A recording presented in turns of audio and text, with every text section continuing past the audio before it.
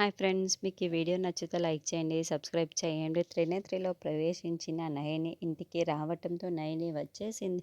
ఇలా వచ్చేసిందా అని అందరూ షాకింగ్గా చూస్తూ నయని నయని అని ఎందుకు మీరందరూ నన్ను నయని నయని అని పిలుస్తున్నారు అని నయని ప్రశ్నిస్తూ ఉంటుంది. అప్పుడే వల్లభ నీ పేరు త్రినయని కాబట్టి అని చెప్పడంతో అయ్యో నా పేరు త్రినయని కాదు త్రినేత్రి అని త్రినేత్రిలోకి ప్రవేశించిన నయని చెబుతుంది. అలా చెప్పటంతో మళ్ళీ అందరూ షాకింగ్గా నయని వైపుకు చూస్తూ ఉంటారు. ఏమైంది బాపుగారు, ఎందుకు మీరందరూ నన్ను అలా చూస్తున్నారు అని త్రినేత్రి ప్రశ్నిస్తూ ఉంటుంది. నీ పేరు త్రినేని అయితే త్రినేత్రి అని ఎందుకు చెబుతున్నావో అర్థం కాక చూస్తున్నాను అని విశాల్ అంటాడు. విశాల్ గాయత్రి పాపని ఆల్రెడీ ఎత్తుకొని ఇదంతా మాట్లాడుతూ ఉంటాడు.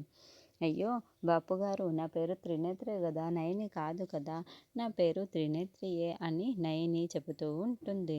మరి ఇప్పుడు గాయత్రి పాప వెళ్ళి త్రినేత్రి చేతులను పట్టుకుంటే కానీ నయనికి అన్న నయని విషయం గుర్తుకు రాదు.